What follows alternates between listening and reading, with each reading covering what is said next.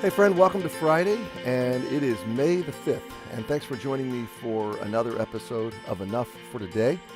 We are starting a new psalm today, and I'm pretty excited about that for two reasons. First of all, it's always fun to start a new psalm. Secondly, this is the second longest psalm.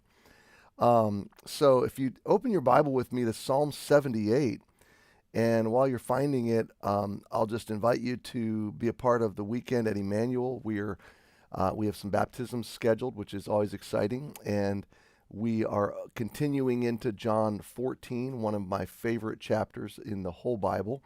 So there's just a lot to learn in this chapter as we continue to follow John's gospel verse by verse. And there's a whole lot of people that you can encourage when you come to church. So come with a hungry heart and come with a servant spirit and let God use you and bless you. And if you're not local, then join us on live stream. We would love that. So this psalm has 72 verses. And I want to tell you a little bit about it, what it is. It says it's written by someone named Asaph. This is not the Asaph that lived during David's time, because the psalm is obviously written after the kingdom splits.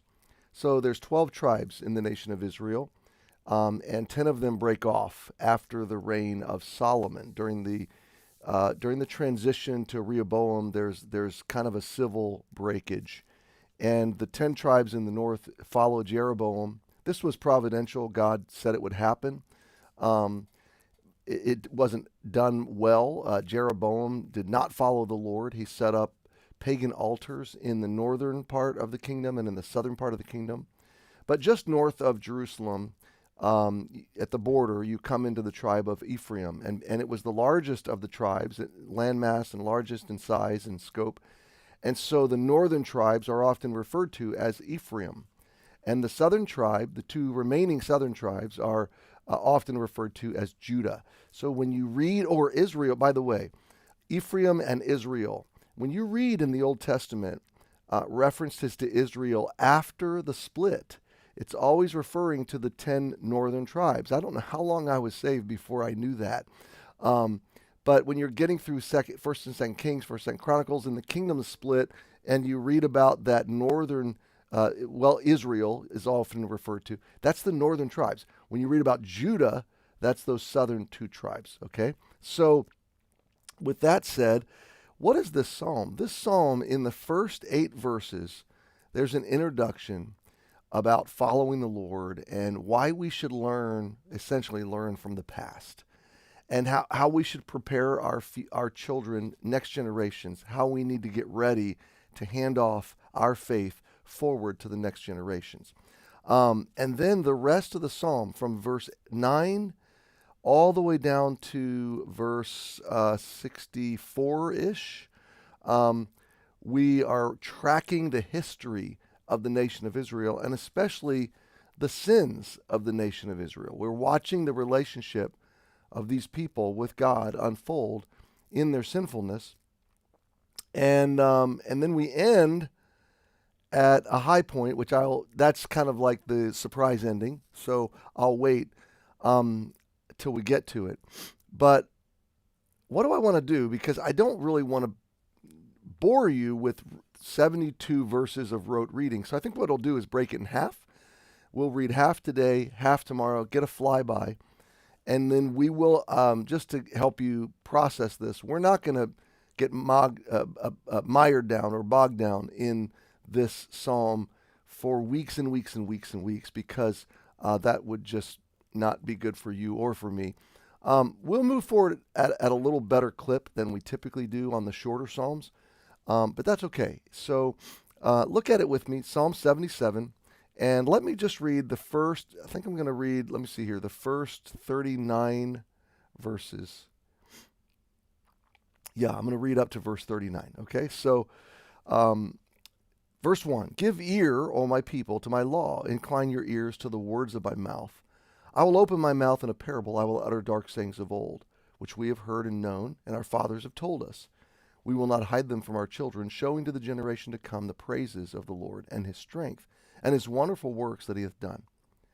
For he established a testimony in Jacob and appointed a law in Israel, which he commanded our fathers, that they should make them known to their children, that the generation to come might know them, even the children which should be born, who should arise and declare them to their children, that they might set their hope in God and not forget the works of God, but keep his commandments, and might not be as their fathers, a stubborn and rebellious generation, a generation that set not their heart aright, and whose spirit was not steadfast with God. So the purpose of the psalm, first 8 verses, is to help the next generation set their spirit aright, their heart aright, and their spirit steadfast with God, that they might set their hope in God. Isn't that our hearts? As parents, as grandparents, as leaders at Emmanuel, as examples to the next generation, everything we're doing. I was thinking about the school this morning, and as the opening credits were rolling, and I'm going to be working on school things later today, and I mean, every bit of energy I have is being put into the next generation, handing our faith off to our children and grandchildren. So we pick up in verse 9.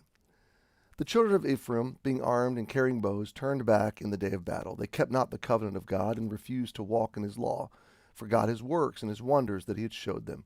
Marvelous things did he in the sight of their fathers, in the land of Egypt and in the field of Zoan. He divided the sea and caused them to pass through. He made the waters to stand as an heap. In the daytime also he led them with a cloud, and all the night with a light of fire. He clave the rocks in the wilderness and gave them drink out of the great depths. He brought streams also out of the rock and caused waters to run down like rivers. And they sinned yet more against him by provoking the Most High in the wilderness. They tempted God in their heart by asking meat for their lust. Yea, they spake against God. They said, Can God furnish a table in the wilderness? Behold, he smote the rock, that the waters gushed out and the streams overflowed. Can he give bread also? Can he provide flesh for his people? Therefore the Lord heard this and was wroth. So a fire was kindled against Jacob, and anger also came up against Israel, because they believed not in God and trusted not in his salvation. Though he had commanded the clouds from above and opened the doors of heaven, and had rained down manna upon them to eat, and had given them of the corn of heaven. Man did eat angels' food. He sent them meat to the full.